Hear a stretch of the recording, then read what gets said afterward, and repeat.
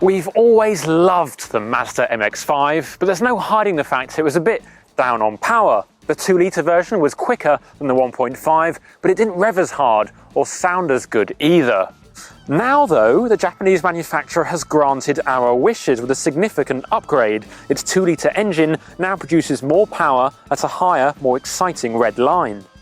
Best of all, Mazda has managed this without adding a turbo, so you've still got those lovely, zingy, zesty responses. It is now the ultimate roadster. No, it isn't. If you want the ultimate roadster, you want a Caterham. This small British sports car manufacturer manages to extract even more power from a 2-litre engine and then cram it into a car that weighs half as much as the Mazda MX-5. This actually has a better power to weight ratio than a Porsche 911 GT3 RS, a car that costs 5 times as much. I reckon if you went past one of them on a track day in a car like this, you'd feel pretty good about that.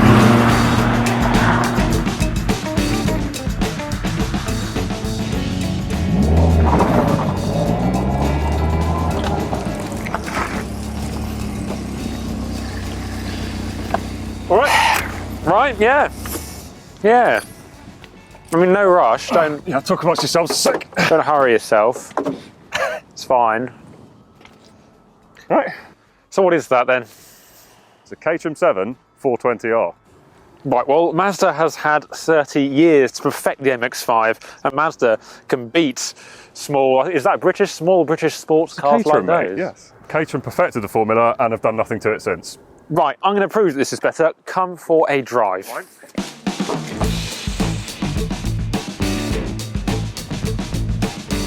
Right, so Colin and James, tell me what is new about this 2019 Mazda MX-5. Well, Mazda has listened to public opinion. They've given the MX-5 more power, so up from 168 horsepower to 184, and you can really feel it as well, yeah. There's also a few hundred RPM extra, so you get that bit more enjoyment out of the engine at the top end as well. And there's something that you tall people will like. There's a reach adjustable steering wheel, so no longer does it just go up and down, it also comes towards you and away from you as well, which is very handy. The thing is though, you only need that because your wheel is so enormous. This is what a sports car wheel should look like, tiny and with no buttons on it. Is that your wheel? Yeah, your car? it comes out because otherwise you could just push it away. There's no door locks on it. Right, okay, that's not normal. But anyway, I forgot to mention as well, the 0 to 62 time has gone down to 6.5 seconds, which is about 0.8 of a second faster than it was before. It was still rubbish though, isn't it? In the Caterham it's 3.8 seconds.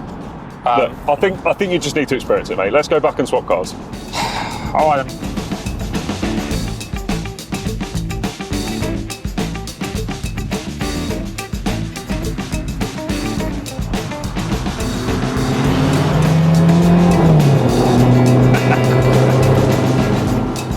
What's the matter? It's a bit basic in here. Well, it's a sports car, James. It's got everything it needs.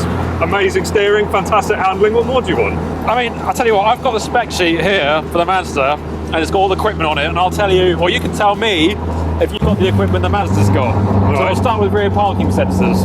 No, I haven't got those. What about automatic lights and wipers? No, I haven't got those. Keyless entry? Well, sort of, because I haven't got any door locks. Bose stereo? No. No. Sat nav? All up here, mate. Heated seats? Only if you wee yourself. Bilstein dampers? Yeah, I think so. Yeah, Bilstein, yeah.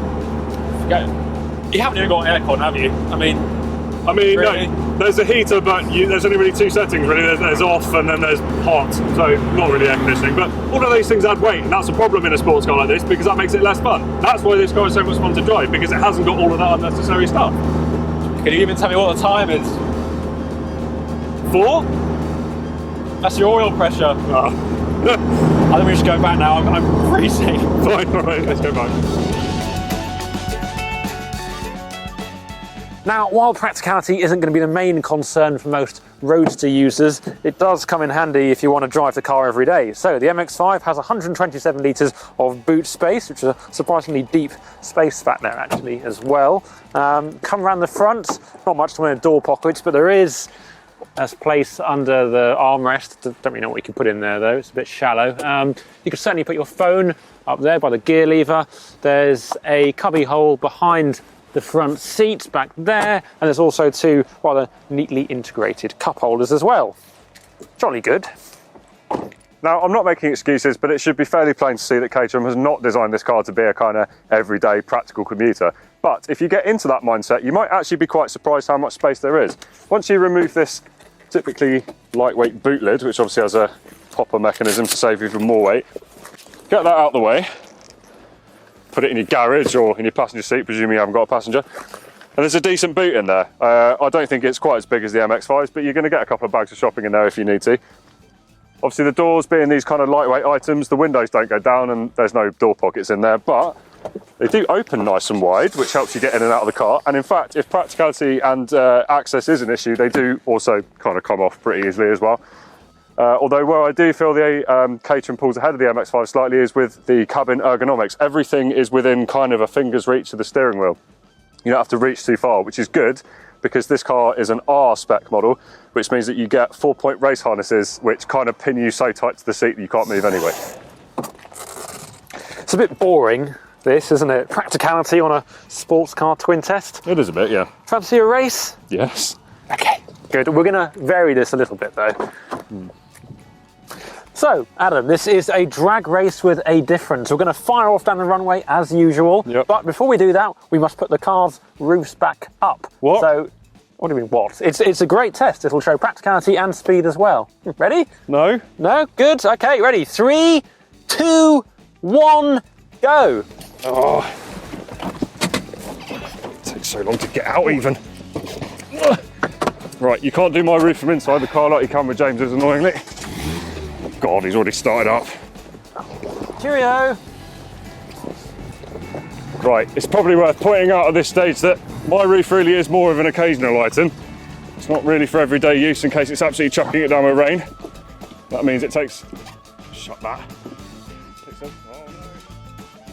Oh, for goodness sake. Oh no. Hi. Hi. You know, I could probably go again and still finish before you've even started. This is a stupid idea. You're only doing this because you know how much faster my car is than yours. Pretty much, yeah. Cheerio!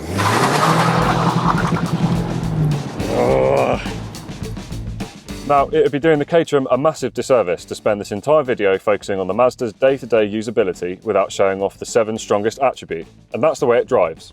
The steering is so direct and telegraphs what the front wheels are doing straight into your palms. Because you can see the front wheels clearly, you can place it so accurately, and the grip from the front end inspires massive confidence, while the seating position, essentially on the back axle, means you always know when to get back on the power. And what a lot of power there is. 210 horsepower in this model, which translates into frankly mind-boggling pace. Plus, this 2-litre model has plenty of low-down torque to lean on, so you can wring it out, but you don't need to. It's a sensational car to drive, in short, unlike anything else available, and frankly, a performance bargain at just over £30,000.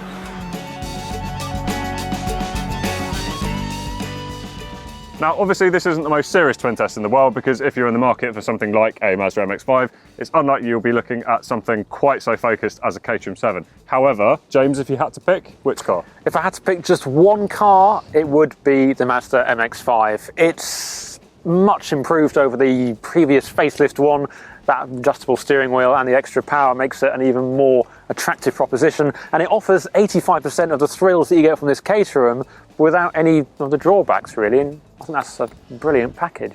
I don't disagree with you, but for me this car offers 100% of the thrills, and if I needed something more practical I would perhaps leave it in the garage and buy a £500 Golf to run around in, quite frankly, because I just need to get more of the thrills that this Caterham delivers. Every time you drive it, it's a proper event. So while I really respect the MX-5 and I think it is a much better car now it's been improved, it's got to be one of these in bright green with a big stripe down the middle any day of the week for me, I'm afraid. All right, fair enough. Well, there you go, a proper Parker's verdict. Now, if you enjoyed this video, don't forget to give it a like and subscribe to our YouTube channel.